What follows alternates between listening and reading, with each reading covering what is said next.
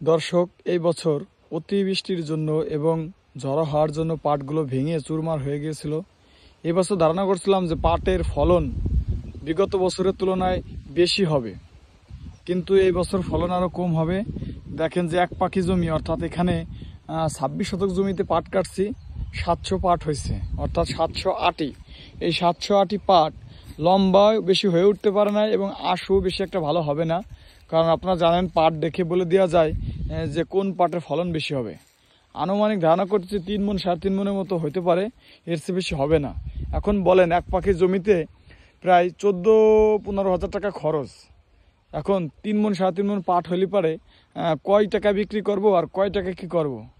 তাও যদি নিজের জমি হয় একটা কথা, আর যারা বর্গা জমি করে, লিসের যাদের খরচ আছে, তাদের তো মোটামুটি উল্টা আরও 1 দিনের মতো পড়ার অবস্থা। শুধু আমার জমিতেই না, এবছর 100টা জমি থাকলে তার 80টা জমিতেই এবছর পাট ভেঙে চুরমার হয়ে গেছে।